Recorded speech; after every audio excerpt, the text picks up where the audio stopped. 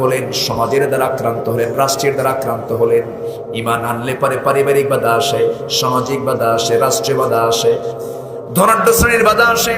সকল বাধা সালাম মোকাবেলা করলেন ঈমান নামক শক্তি দিয়া।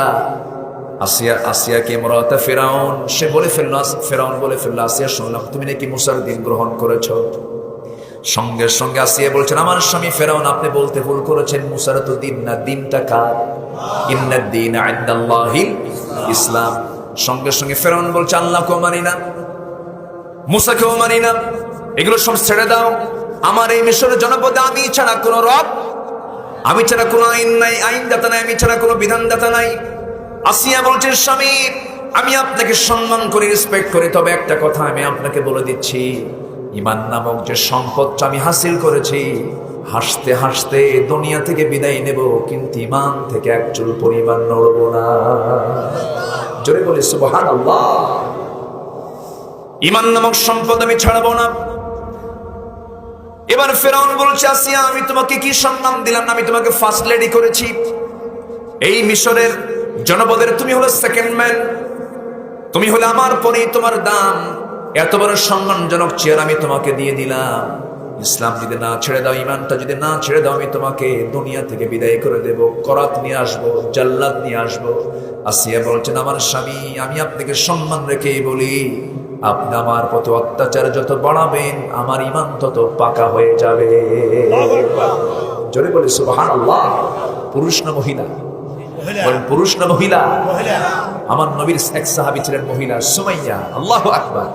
আমাকে যদি কেউ বলে আমার মেয়ের নাম কি রাখবো, আমাদেরকে অনেকে বলে দেই সুমাইয়া রাখো। আবার যদি বলে হুজুর এটা নাম কমন, মারিয়াম রাখো। কেন? মারিয়াম নামের সূরাতে একটা মহিলার নাম আসছে মারিয়াম, তাছাড়া কোনো মহিলার নাম নাই। আল্লাহু আকবার। রেখে দাও সুমাইয়া। আমার ভাইয়েরা, অনেক মারা মাহফিল শুনছেন, মাদেরকে বলি, আসিয়া আলাইহিস সালাম শেষ পর্যন্ত স্বামীর হাতে জীবন দিচ্ছেন। রাষ্ট্র তার বিরুদ্ধে, সমাজ তার বিরুদ্ধে, ধনাঢ্য শ্রেণী তার বিরুদ্ধে, অথচ তার সম্মান পজিশনটা ছিল কোথায়? ফার্স্ট লেডির মর্যাদা ছিল দুনিয়াতে, সব পেয়েছিলেন তিনি। রাষ্ট্র পেয়েছিলেন, ক্ষমতা পেয়েছিলেন, পাওয়ার পেয়েছিলেন, সব পাওয়ার পরও তিনি সব মাইনাস করলেন কিসের কাছে? ঈমান। বলেন বলেন কিসের কাছে?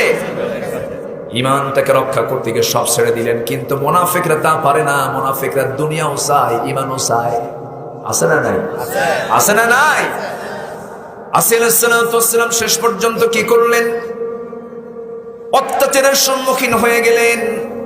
জাল্লাদ সামনে হাজির হয়ে গেছে। অধিকাংশ তাফসীর এসেছে, ম্যাক্সিমাম তাফসীরের বর্ণনা হলো সূরা তাহরিমের শেষ আয়াতের দিকে এই তাফসীরটা এসেছে। সেই সময় করলো কি? ইমরাতে ফিরাউন আসিয়া আলাইহিস সালামের সামনে জল্লাদ হাজির হয়ে গেল। জল্লাদ তার করাতটা হাতের মধ্যে নিয়েছে, মাথায় তার লাগায় দিয়েছে। যখন মাথায় সেই করাতটা লাগিয়ে দেওয়ার সঙ্গে সঙ্গে আসিয়া আলাইহিস সালাম একটা দোয়া করেছেন।